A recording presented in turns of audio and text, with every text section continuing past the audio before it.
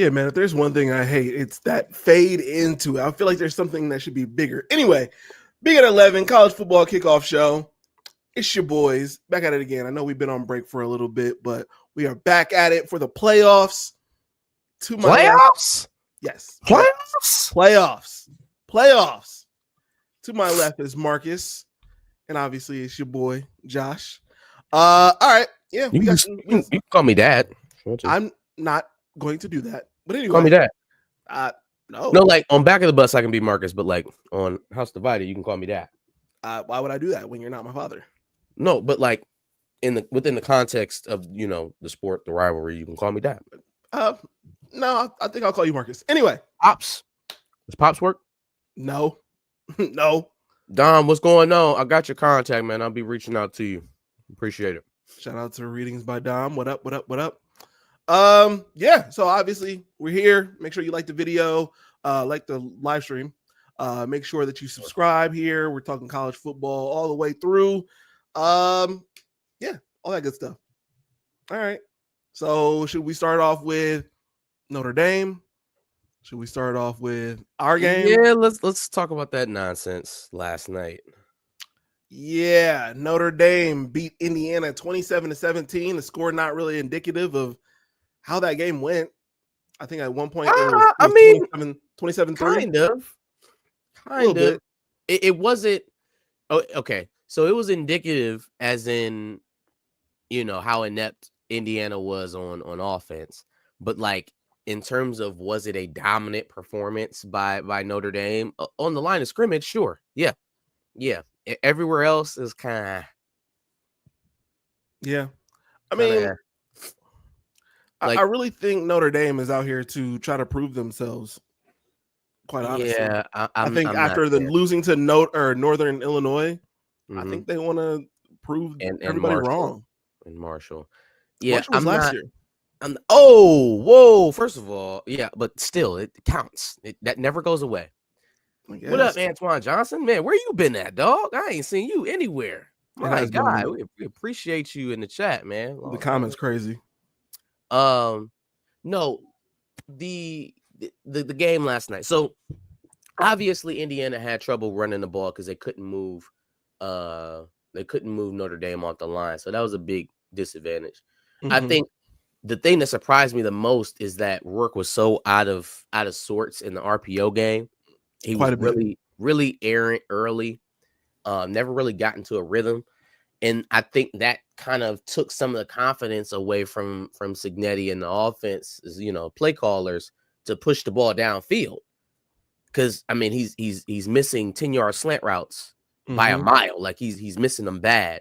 Really bad. Now. Overthrowing them. So like, it kind of almost ends up being one of those Will Howard against Michigan things. It's like, we need to pass it. We need to back them up. We need to open it up. But our quarterback's he's not playing at a high level at the moment, right? Like that interception, man, after they had just got one in the red zone was terrible. He threw it in quadruple coverage because he tried to throw it around the umpire. Mm-hmm. And just a what the hell are you doing type throw. So he was off, man. He wasn't playing at his highest. And if you don't have your run game to lean on at the same time, that leads you to the type of score that you got. Because again, Notre Dame gets the 2 offensive scores early in the game in the first quarter. They don't score another offensive touchdown to the 4th.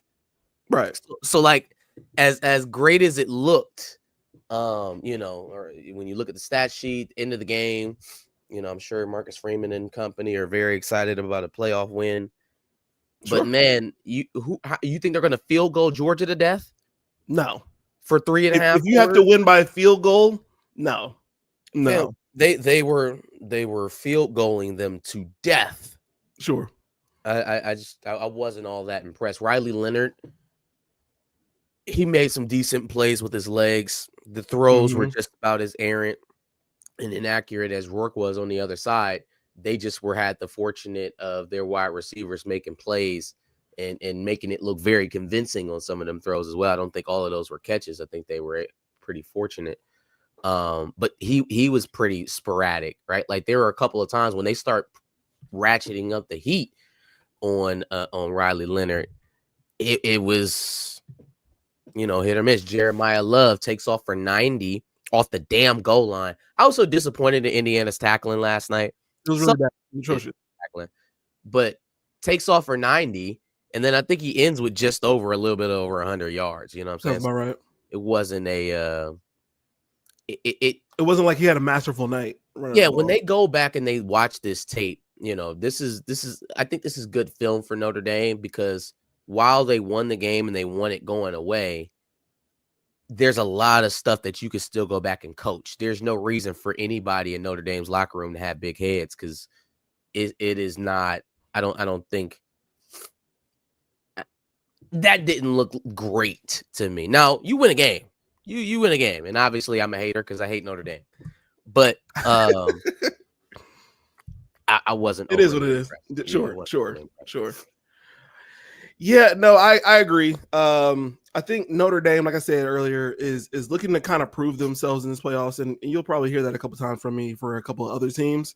However, while I do see a world where Notre Dame could beat Georgia, I think Kirby Smart is a master manipulator when it comes to the playoffs, and he's going to get the most out of his team when it comes time for the postseason, somehow, some way. I don't know why he does what he does sometimes, when he straight up lies to his team and tells him that everybody is against Georgia, and then somehow they start to play up to the potential that Georgia. You know how I feel about the program down there in Athens. I think Kirby Smart is an awesome motivator. He's a great football coach, just a bad person.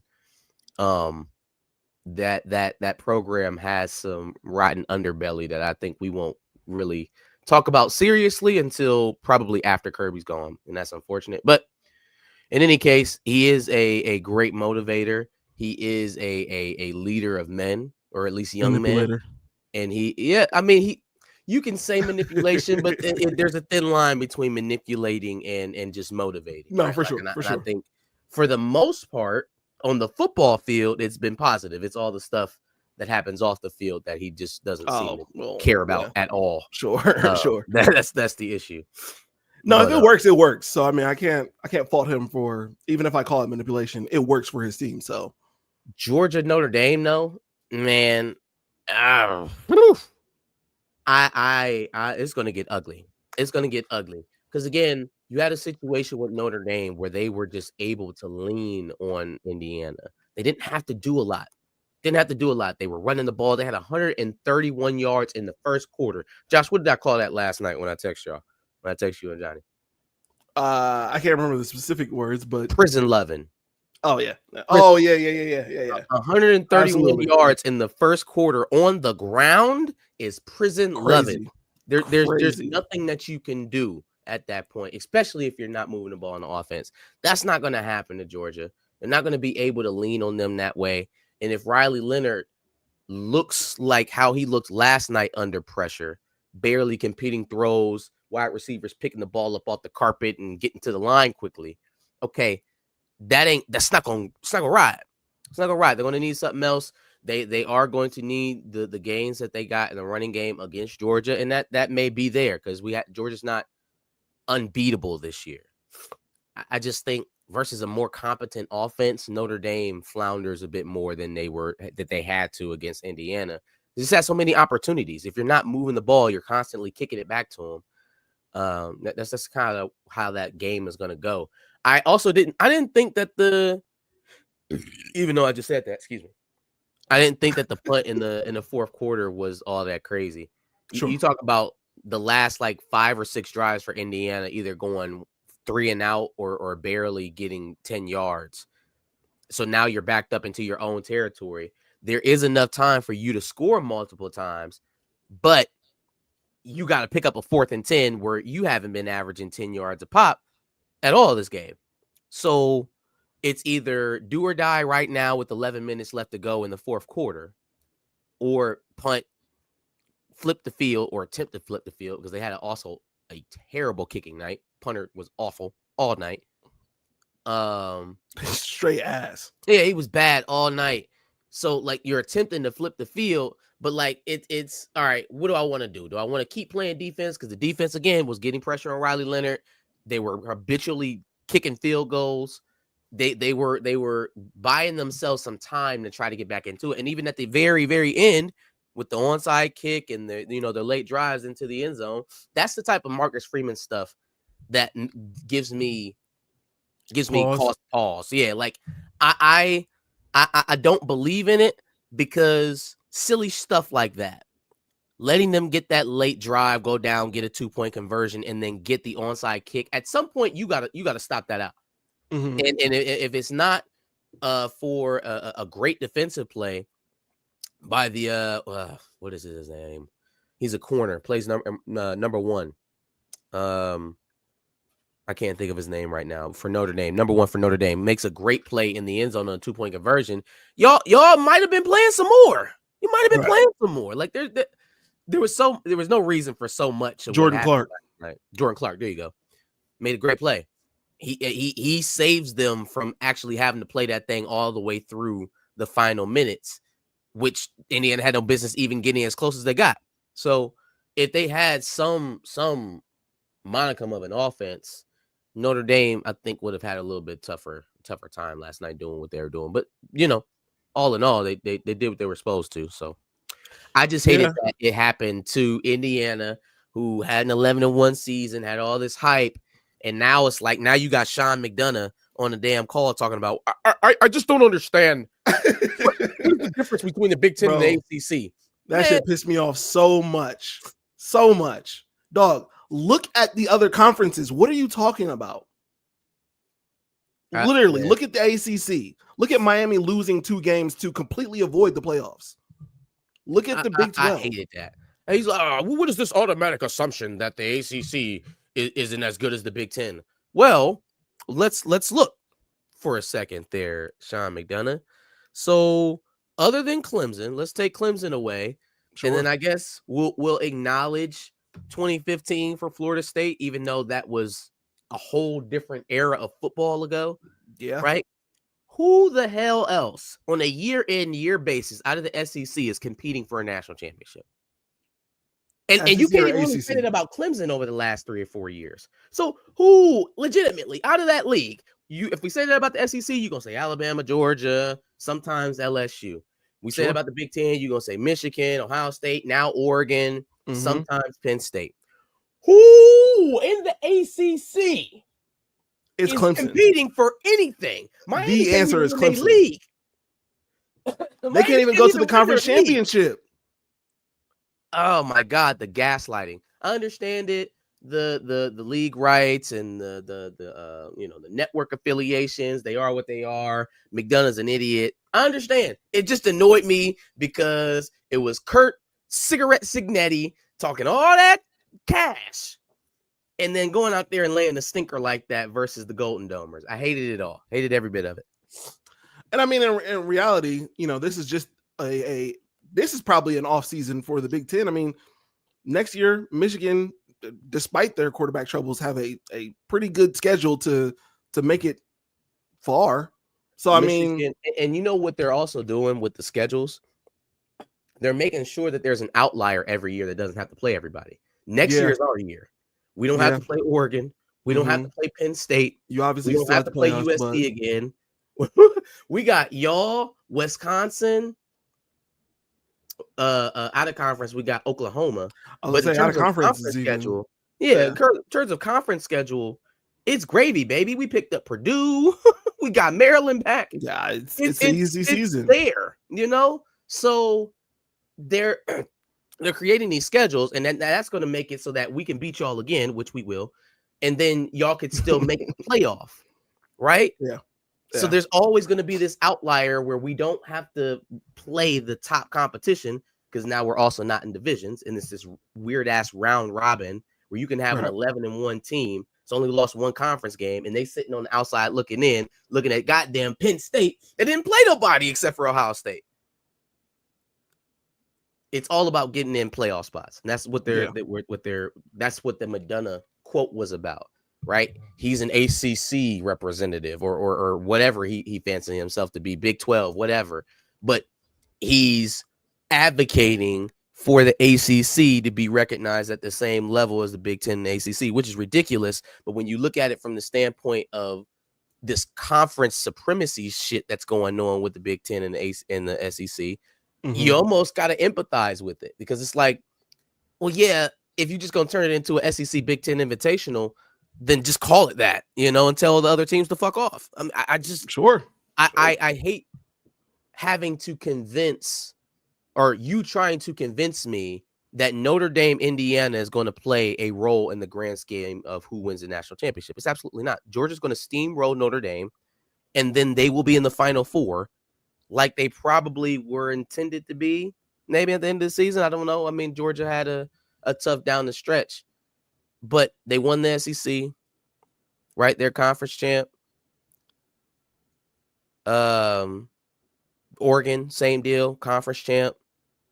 Who else? Who am I missing? Clemson, conference champ. They deserve the berth. Yeah. The rest of this back half, like 8 through 12, don't have a legitimate way to get. Everybody talking about, oh, Penn State has the easiest route to get to the national championship. Penn State might fuck around and lose here in the next 3 minutes. They might fuck around and lose in the next. We'll talk about that in a second. We'll talk about that in a second. Not in Notre Dame, but SMU. I think that road is a lot tougher than people are giving it credit for. Just saying. Yeah. All right, let me get to some of these comments because you do it. Yeah. All right, how much money you guys pay Herbie's boys to be a plan at UM? Herbie's a good man. Herbie, I got. He got no other offers besides Michigan. It was an expert troll job by Michigan. Don't hate on my boy. Don't worry about where his offer's coming from. He's a Michigan Wolverine now. Hey, okay. But I was watching Game Day earlier, and they were talking to Kurt about how the feeling in Columbus is. First of all that shit about the weather's not going to affect. It may snow again tonight. There was snow on the ground when we woke up. It's still cold. It's warming up a little bit now, but by the time they kick off tonight, it's going to be freezing. It's going to be cold, yeah. So you may have a little bit of inclement weather. But he was just talking about how many Tennessee fans was there. He was like, man, maybe there's talk of 20, 30,000. I don't think it's that. I think they're hyping it a little bit. He was like, they're here. They're here. Look at the orange. He was almost hyping them up, Josh. Y'all done pissed that man off so much. Bro, he's going on game day, hyping up Tennessee fans outside the horseshoe. No. Outside the shoe, man. Here's the shit that pissed me off. He's like talking about how none of the coaches reached out to him to congratulate his son for going to Michigan. What are you talking about? Okay. Why would any of the coaching staff congratulate your son for going to Michigan? Okay. During the season. What are you talking about? So look, just let me. What relationship does Kurt have with the coaching staff? Did you have dialogue about Chase's recruitment? Did y'all talk about maybe doing a preferred walk-on thing? Was there ongoing conversations about what a partnership or a pathway to playing at Ohio State looked like? That's what I was thinking the context of the conversation was. Like, we had been trying to get Chase to Ohio State. It just didn't work out. I was expecting them to, congratulate me. You know what I mean? Be like, hey, I'm glad it worked out for you and Chase. Go chase it or something like that. I don't know what his relationship is with the staff. You don't know. Maybe they talk all the time. He probably in a group chat, and now they just hating because his son came to the winning side. No. He didn't get any other offers besides you guys. And again, master trolling job. Me to believe that maybe he was behind the scenes trying to get his son a Power 5 offer, or at least a spot on a roster, something he can compete for. Why wouldn't he really competing? First of all, okay, let's put it like this. He is not the only Ohio State legacy quarterback that is devoid of Power 5 offers at the moment in the city of Columbus, right? Okay, so if that young man doesn't end up at Ohio State, you think that regardless of whether or not his father, stays in his current position, you think maybe he gets a congratulations when he commits somewhere? As long as he doesn't do it to Michigan. Yeah, it doesn't have to be to Michigan. Oh, so that's what it is. You can't. We hate you because you went up there. That's crazy, bro. Why y'all do that, man? Y'all gotta act like that. They just want to win. That's all. They just want to win. I don't know what the actual relationship between Kirk and the coaching staff would Right. be, but bro, it's such a stupid soundbite to have at this time. Shut up. Stop. Like, Stop. man, we had to do something personal just with family because all my Ohio State family ostracized me, man. Why would they do that to me? Stop. Shut up. Shut up. Oh Oh, man. Okay. God. Anyway, Josh is so nervous he's trying to hide it. Oh, my fault. I was No, wrong. go ahead, bro. Josh is so nervous he's trying to hide it. I'm not nervous, but we'll talk about that in a second. But of course, this is Johnny. I thought this comment was hilarious. Who's going to be OSU's next coach? Not even going to answer that. And what color Texas flag do you want to see? Okay, so then that means we're going to beat Tennessee, and then we're going to beat Oregon and face Texas. That's what that comment tells me. Okay, well, I think so. Let's start a short list. Let's play around a bit. Let's say Ryan Day lays a huge egg at home, and they just can't stand it, and he's gone. Why are we starting with the hypothetical scenario? Why not? That's what was proposed. Antoine Johnson said who's the next coach. Sure. So is Vrabel on or off the table? I've heard it both ways. I've heard, he would want to come back. I've heard he wants an NFL job. What is the deal with Vrabel? I don't know. To be quite honest with you, the entire time I've been hearing that he doesn't want to deal with recruiting. He doesn't want to have a coaching job. His ideal job is obviously going back to the NFL and making a go of it. So I still lean towards that, even though some rumblings have hinted that maybe he might be interested and maybe there's a marriage there. But I don't know. Is there anything else? Are there any like young budding Ohio State coaches that you or Ohio State alum that you would be looking at? Like, are you going to go poach Marcus Freeman from Notre Dame? I would love that. Can you do that? No. I think that would be y'all's version of Brady Hoke. Well, first of all, they're already working on an extension for Marcus Freeman with Notre Dame. So he already signed it. He already signed it. Okay. But I mean, what do contracts mean in college football anymore? Just rip that shit out. Those things. Hey, hold down the fort for me, brother. I will be right back. That shouldn't be hard to do in this stream. As much hate as I get. Jesus Christ. Okay. OSU misses A.D. Smith. Yeah. Ohio State hates on in-state recruits anyway, unless they 5-star players. That's not true. And y'all better get your offensive line and trench recruiting together. Ohio State makes the same mistake every year. Now that is true. And hopefully we're addressing this a little bit better in the transfer portal. We've got some videos coming up pretty soon, which discusses both Michigan and Ohio State transfer portal wish lists, which is getting close to ending anyway, but we got another transfer portal period coming up. But yes, clearly need to address the trenches. Looks like we're going after the Northwestern guard, I believe, pretty heavily, Josh Thompson. And then we're trying to get some tackle depth and whatnot. So yeah, I mean, you're not wrong. Obviously, we need to address the depth of the offensive line, but we'll see how that continues to work out. And we need to just develop some of the guys that we already have. Jesus Christ, why does it take Frankensteining an offensive line multiple times throughout the year to finally see Luke Montgomery hopefully take a step up? I just don't get it. It shouldn't take all of this just to see some of the guys finally take that step up.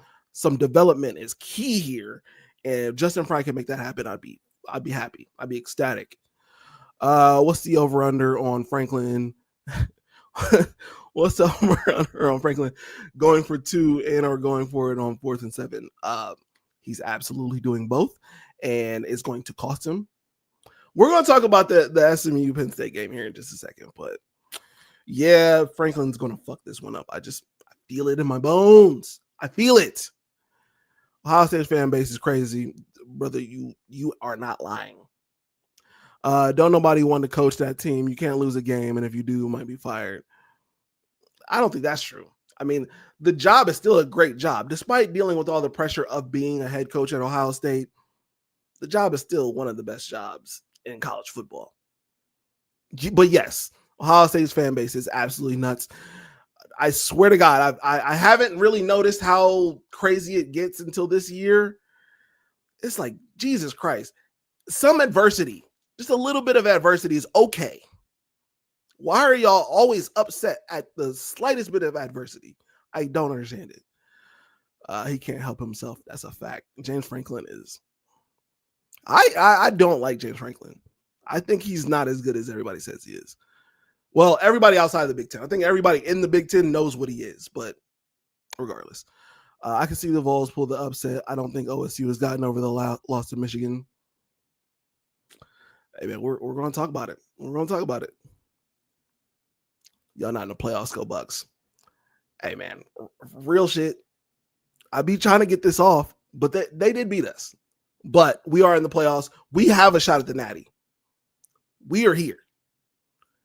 Ohio State goes to the playoffs, and what do? I mean, even being in the first round of the playoffs is better than the ReliaQuest Bowl. Just saying. Ohio State is literally the Jim Kelly Buffalo Bills. I'm not even going to put that on the screen. Any news on C-Bus getting an NFL team? It will probably never happen. It'll probably never happen.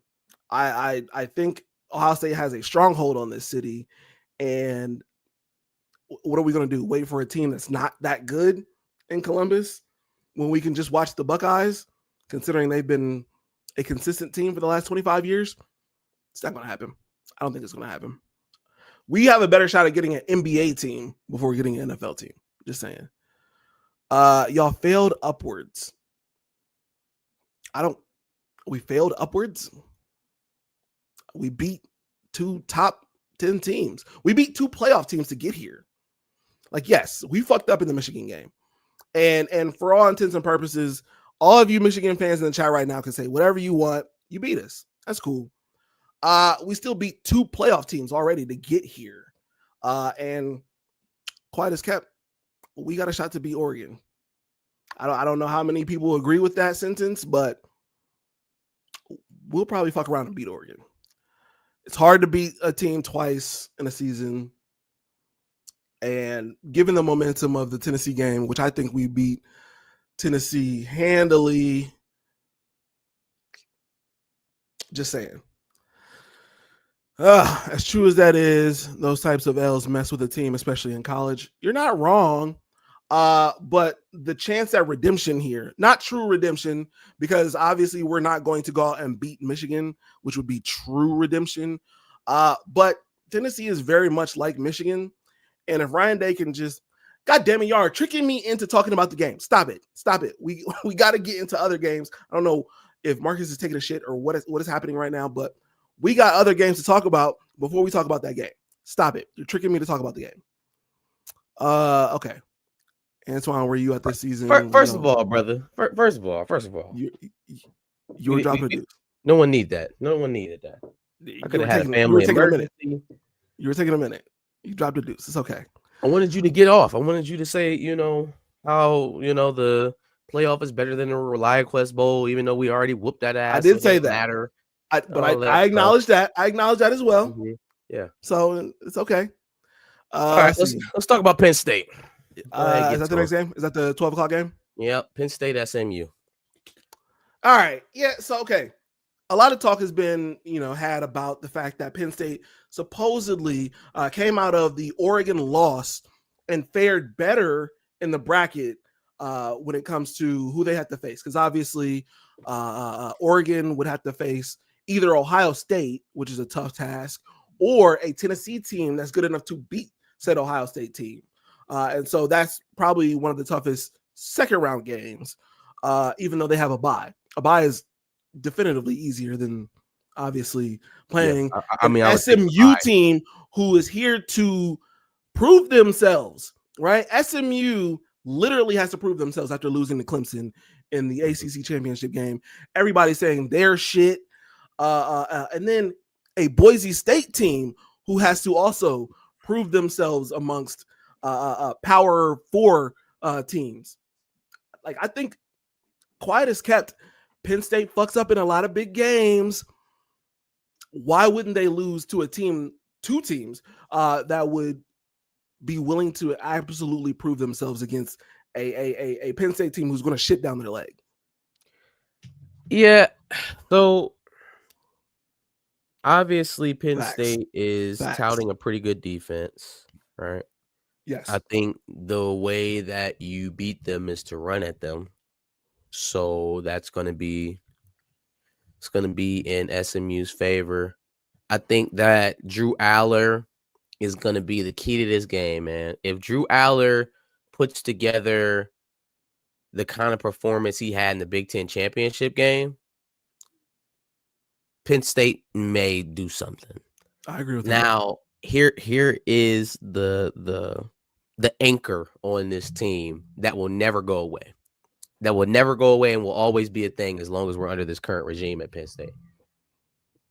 James Franklin is going to put them in a spot that makes it infinitely harder to either keep a lead or regain the lead or cut into a lead. He's going to make a decision at some point during this game that makes it infinitely harder on his team. Oh, wholeheartedly agree. Can they survive the James Franklinism? Whatever that ends up being in this game. You know what's crazy is I want to say it's insane that the adversity that your team has to overcome is your head coach. But then I can't say that because Ryan Day was literally the reason we lost to Michigan. So I wasn't not knowing that. I was not into the comment. Truth is the truth. Okay. It's all right, man. I guess I'm saying I understand. I think y'all are too hard on Ryan. Oh, the fan base is absolutely too hard on Ryan. I think by like year 8, I think it'll be right where y'all want it to be. I think it'll be right there. Just give him at least 8 years, and then let's see what happens. He could win a national championship this year. Yeah. Okay. Well, anyways, what is your pick for SMU Penn State final? That's so tough. I really, really, really want to go SMU just because I believe they want to go out there and show Penn State what's up. They want to show the college football world what's up with their team and that they actually deserve to be here. Oh, I just think there's a talent differential here. And I believe that despite James Franklin possibly fucking this up at times, Penn State's still going to win this game. And I kind of want to root for Big Ten. So, and then that puts them up against Boise State. Boise State? Okay. Yeah. Do they win 2 of these type of games in a row? It's very hard for me to wrap my head around that. Can they beat SMU? Yes. I believe off of talent alone, they can beat SMU. Yeah. So we'll see. We'll see if Franklin screws it up. I'll go with Penn State. What the hell? That's really what it comes down to. I mean, you got the defense that's good enough. You know, somebody in here, readings by Dom mentioned cold weather. So obviously, I think you have the running back room to run the ball at will. So I mean, you have the pieces to win this game, quite honestly. But yeah, I just think at some point James Franklin puts them in this weird position where they have to start playing better. Second half, maybe. I don't know. We'll see how it goes. We will see. I don't have full faith in him, but I'm going Penn State. Okay. Clemson versus Texas. Now, this is also a really weird situation where, first of all, we got a conference champion at the 12th seed, which is crazy, but that's the type of year that's been happening in the ACC. So why anybody would take the ACC over the Big Ten is crazy. But anyway, Texas also has done pretty well throughout the season, but who have they played besides Georgia? And they lost to Georgia twice. Yeah, but they're not playing Georgia, though. They're not. They're not. Georgia. They're not. But first of all, I hate Dabo Swinney. But he's been here before. So, I mean, I can at least give him that edge. Yeah, the fact that they've won the ACC the last 2 years, I think with the roster that they've had, as much as I do dislike Dabo in the way that he, he's kind of like the superhero of his own team. But yeah, You gotta give him the credit, man. I don't think Clemson was all that good of a football team the last 2 years, and the fact that they were able to manage 2 conference championships out of this, not taking a single transfer portal a player, only losing players to the transfer portal.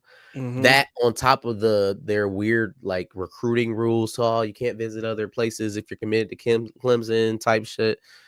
Like he's not stocking Very the antiquated coffers. style of recruiting. Yeah, he's not stocking the coffers with new talent very often. So the fact that he's able to get done what he gets done is a double-edged sword. It is something to say that Dabo's the only alpha out there in that league. I'll say that definitively. Your boy Cristobal postures like he is one. Syracuse game showed you what he is. Facts. Hell, the 2 games that he blew to Washington when he was here, when he was at Oregon, showed you really what he was. But the only alpha there in that league right now is Dabo. So even though it's not that strong of a league, and as you look across the competitors in the ACC, you got your Louisvilles, but no, that's a perennial 9-3 program, right? Like they're not not somebody that you're worried about on the national stage. They never really get over the hump. Miami is the same way. They're always 8-0, 9-0, 10-0, and then somehow don't make it to the conference championship, don't make it to the ACC championship. Florida State has some years, right? I think their best opportunity was that the playoff last year. Unfortunately, with what's dude's name? Travis. Was it Jordan Travis? Their quarterback? Florida State? Yeah. Yeah. Jordan Travis getting hurt. That was unfortunate. But then you've seen how the rest of the roster and their season after that has played out. They weren't. I don't think they were really prepared. I don't think they really had it like they thought they had it. So it's really just Clemson or bust in the ACC. Yeah. I like Texas in this matchup. I don't think that they blow them out. I don't think that it's going to be a runaway. I think that eventually the talent difference shows, though, right? I don't think Dabo has the guns to keep up with Quentin Ewers in that offense if they get going, Ryan Wingo and all those other weapons that they got. So give me Texas in that matchup. Readings by Dom. Again, another great point. Texas offensive line will be too much for Clemson. I think Texas's defense is pretty stout. What Quentin Ewers are we going to see, considering the fact that they've already pretty much committed to Arch Griffin, Jesus Christ, Well, I also think that his relative draft stock, that all that talk, he needs to transfer and play. No, he doesn't. He wins this game. He wins this playoff game and then goes through the circuit right after the offseason, his pro day, the combine and all that. They're going to love Quentin Ewers. Quentin Ewers is built for 7-on-7 shorts football, right? Where Quentin Ewers has a problem is when he has to decipher under pressure. That's Quentin Ewers' thing. Sure. So that is not going to, if he's able to overcome that versus Clemson and then make his way to his pro day and his draft, all of that stuff's not going to show. What's going to show is all of those athletic traits that you loved about Quentin Ewers in the onset. He has a big arm, prototypical size, all of that good old NFL stuff. So I'm not really listening to Mel Kiper when he's going to be a 2nd or 3rd round pick. Horse shit. There aren't 5 quarterbacks on the board that are better than Quentin Ewers, and it won't shake out that way when they start evaluating either. This is, a guy doing what he does. He's a showman, and he needs people to pay attention to his opinion. So he says something wild every now and then. Facts. But I don't think he's in any risk of not getting drafted or sliding into the 3rd or 4th round. That's bullshit. You got Shedeur Sanders. You've got you don't have Drew Aller because he's coming back. You've got guys Dylan Gabriel, Cam Ward. Cam Ward. Right. Quentin Ewers fits into that mode. I don't know if he's number 1, but there's not a degree of separation in this quarterback class. That's fair. I don't think he needs to go win a national championship to get drafted. That's hyperbole. I agree with that. And I mean, at worst case, he's He's definitely up there. It's not like he's Yeah. for sure 5th out of that 5 we just named. Yeah. So yeah, no, I agree. Okay. Antoine Johnson, I don't know what this means. I don't know what we're referring to. Are we referring to the uniforms? State athletic website talk about. I need more context. Y'all having a nice dress. Yeah, I don't know. I need more context on that one. You can't talk about your AD talking about he want to devalue the rivalry. We just got to stop paying attention to the game so much. That's our problem. We got to devalue the game. Yeah, seems like Ryan's happy about that too. Well, of course Ryan's happy about that, but again, it doesn't matter, Ryan. You've got this thing in your head about Michigan. You've got to get it out. No. They're ignoring it now. Now he on here talking about. No, he's on here talking about. Oh no, but we're in the playoffs. Other teams aren't. Yeah, cool. That works for this year, but it's not going to work for next year and the years coming afterwards. Man, I couldn't imagine fixing my mouth to say, "Oh well, they don't get to go on and compete in the thing that I'm competing in, so that kind of makes me feel better about the fact that they beat me head to head." Yeah, no, that works for me when I'm combating trash talk. That doesn't work for the coach. That doesn't work for you. Right. That doesn't work for you. Stop it. Just take accountability for losing and then move on.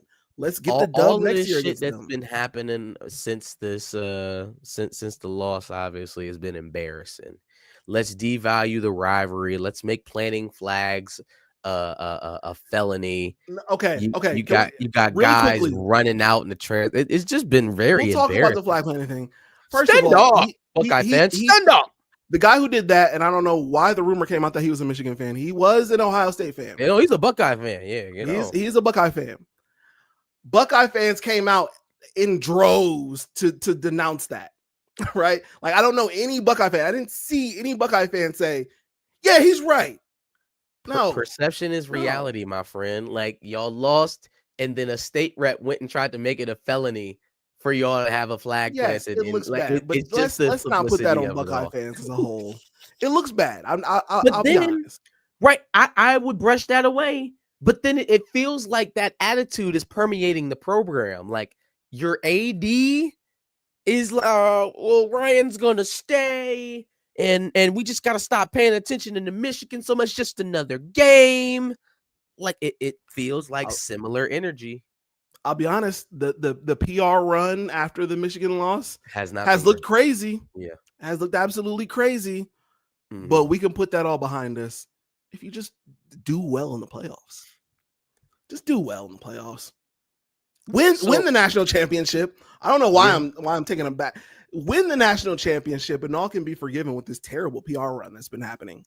See, what you got to do is that you have to have somebody explain to Ryan how to tie off the depends.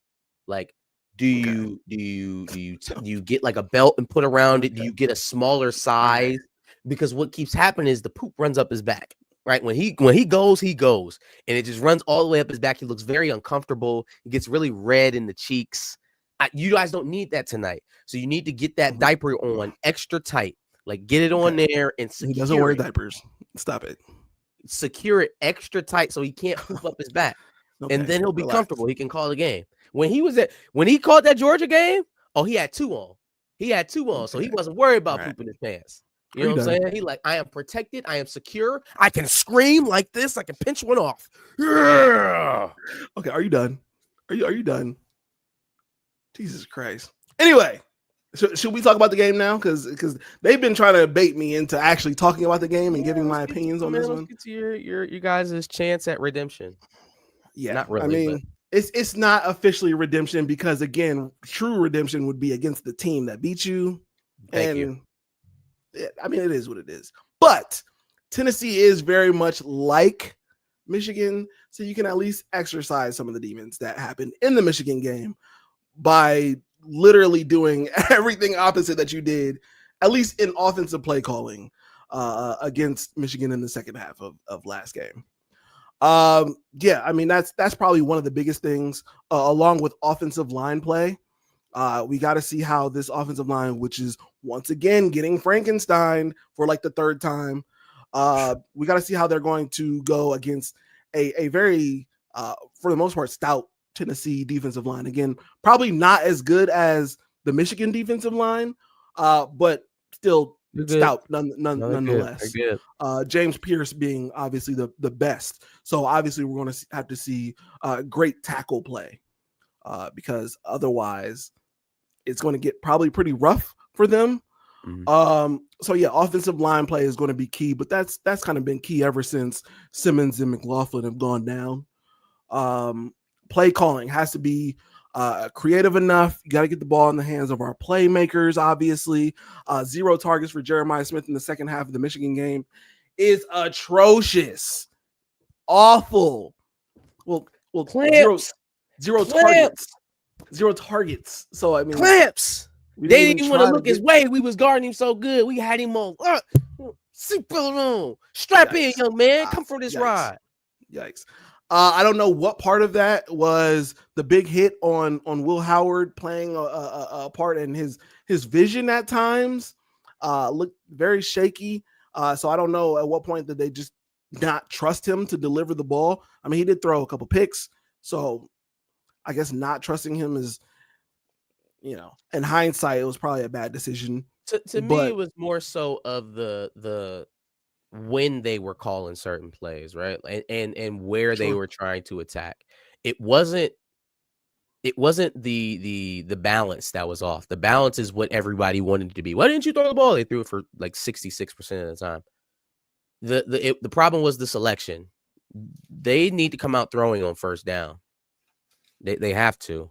Yeah. They need to be aggressive, and they need to take the training wheels off of Jeremiah Smith and treat him like a number 1 wide receiver. Like you've kind of played it this season with Emeka being your number 1 option and then calling shot plays for Jeremiah Smith. That needs to flip. It needs to flip because I think Emeka is going to get his regardless. I think he's going to get his within the offense wherever you put him, from the slot, flanker, doesn't matter. He's going to be a factor. But with Jeremiah Smith, I think you need to feed him. I think you need to throw him balls. Pause. You need to target him, like you said, and just throw it to him, and not in a gadgety type of way. Like split him out wide, 1-on-1. People are going to give him a cushion. Throw him a couple of hitches. Get him involved and let him start working into the offense. Because I mean, he could break one in the game. He can break one in any play. So they need that explosiveness, and that only the game to do it. Yeah, that only helps them in what I'm assuming is going to be a very highly leveraged running game. Like I don't see Tennessee. Not that they don't respect Ohio State, taking the top off, but they're going to make them. They're going to make them go get it. They're going to make them prove it first before they just start putting a roof on that defense. They're going to try to take the run away early. Yeah. So that's only going to help if you can leave those safeties high and run into soft boxes with Trey and Quinshawn. Now maybe some of your outside zone stuff works when you're running it on 2nd and 5, or 3rd and short instead of 3rd and 10, 3rd and 8. Absolutely. It wasn't very advantageous to do anything at that point. You're in an obvious passing down, so you don't want to just drop back, deep drop, and try to throw downfield because you're going to get killed. Or you could try to catch them off guard and run. Only you're running into, you were running into the best defensive line in college football. And now you're running into a very serviceable, very good defensive line, and they may not be going for it either. So it all starts with selection. When they choose to attack, I would go early. I would go right from the jump and go deep and press with Jeremiah Smith.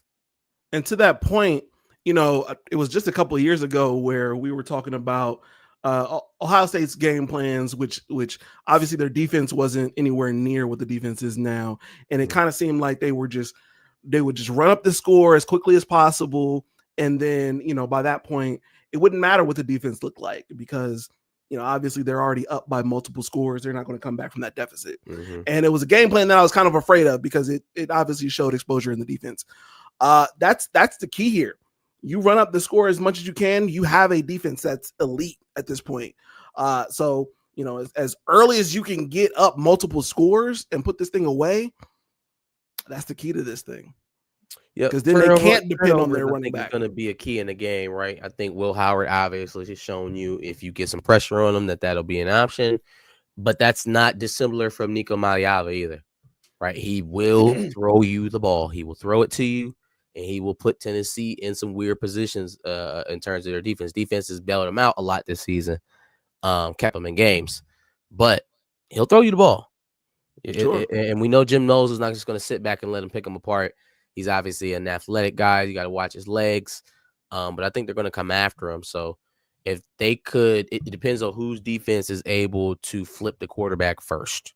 Who's able to materially change the effectiveness of the other team's quarterback first probably wins the game. Right, I think both teams are going to be trying to do similar things. When Ohio State's defense lines up, they want the only option to be Maliava's arm. They're going to take the run away. They're going to pressure him. They want to get into situations, obvious passing downs. The same thing is true for Tennessee on the other side against Ohio State. They want to take the run away. They want to put Ohio State in obvious passing downs. They want to be able to get after the passer. So who is able to flip the QB first is going to be key. This is where Jim Knowles earns his money, man. It's one of the highest paid defensive coordinators in the game. So you got to be able to beat what they got over there on Rocky Top at home. Yeah, I'm seeing some of these comments that game plan works against Akron. You don't have that kind of offense to run the score, at least not on good teams. Again, this defense, I've given them credit, obviously, at times during the season. The defense is really good at taking the run away. Outside of that, I don't believe in their DBs all like that to stop an elite wide receiver core. And if Will Howard cannot be Bonehead Howard and actually make the plays, I want him to go out there like this is the game after Thanksgiving and he's throwing to his friends. I want him to be loose and just throwing the ball and just slinging it. Hopefully he's not throwing interceptions and bonehead moves. That's the thing, man. He's giving you one of those plays every single game. And nobody really was able to make him pay except for Michigan and I guess maybe Oregon, if you count the slide thing. Sure. He threw a pick early in that game too, but it didn't really. But Michigan was his worst game by far. He threw 2 interceptions in that game. Sure. So, I mean, yeah, one play, one bonehead move, I don't think moves the needle in this situation. Throwing 2 picks or the thing is that when he was doing that early in the season versus like Akron and Marshall, Akron that's a talent differential. It was a talent differential, and the defense was able to bail them out. You know, or they just so happened instead of throwing a pick on a screen pass that he shouldn't have threw, it lands safely in the dirt, and they're able to punt the ball away. It was just some of these like later like in season have been a lot more costly. Obviously, exactly. Games like Penn State where he's throwing a pick six, more talent, it could really, really hurt you. So he's got to. I don't even want. You shouldn't even want to go into it saying, okay, we can survive the one. The one could be the one that cost the game. So he's got to play efficient. He has to play like he was playing earlier on or towards the middle of the season where he was the most efficient passer in the country. That's fair. That's what he's got to get to. That's fair. Ohio State better be aware of the way Tennessee split their receivers. Out your defense will be spread so far. It's a different animal. I mean, very wide splits by Tennessee. Very wide splits. So I think that's going to take some of the confusion away from what Jim Knowles does. He's still going to bring pressure, though. He's still going to bring extra guys. That's kind of in his DNA. Yeah. Now, are they able to hold up long enough to protect Maliava so he can deliver passes? We'll see. Yeah, we'll see. If you max protect on those, then you're eliminating wide receivers. If you don't max protect, then you're trusting him to make a play in the backfield to stay alive to deliver the pass or to get it out quick enough and make the right decision to make him pay for a blitz. So it is going to be an interesting chess match, man. Like I said, this is Jim Knowles' game more than I think it is Ryan Day's and Chip Kelly's, even though all of the ultimate pressure lands at Ryan Day's feet and his depends. No, that's fair. Yeah, I think, like you said, consistency out of Will Howard, being able to be very efficient going down the field when throwing the ball. Yes, 18 degrees with snow flurries is not very ideal for throwing the ball. I was listening to the meteorologist on Spectrum News earlier. I think it was like Monday or Tuesday. He's like, man, it looks like it's going to be great. Killed my vibe. We're probably not going to get a white Christmas, but it's going to be great for the playoff game.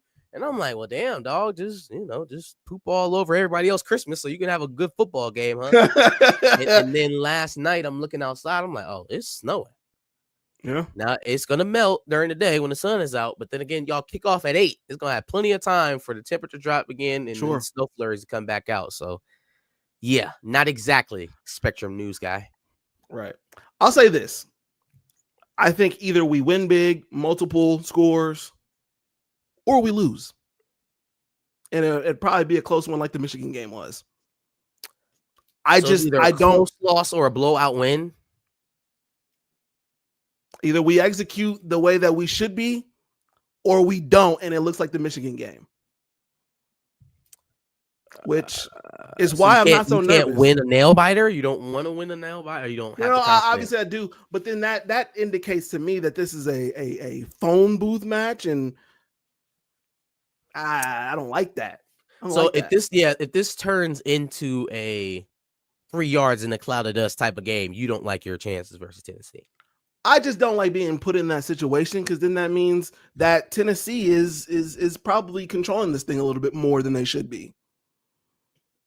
And I don't necessarily like that feeling. I obviously don't like the fact that the other team is controlling this thing a lot more than they should be, at least.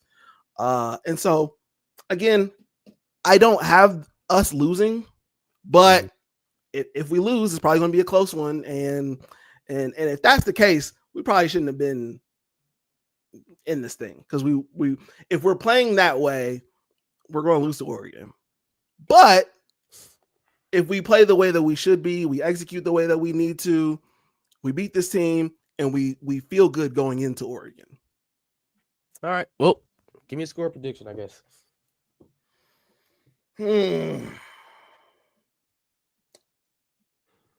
I hate doing score predictions. I'm never good at score predictions. Well, it's your game, so you gotta give me one. I'm not going to predict any field goals because Jaden Fielding is. Let's go 21-10. 21-10 Ohio State? Ohio State. Okay. All right. I will go with. That's my quarterback.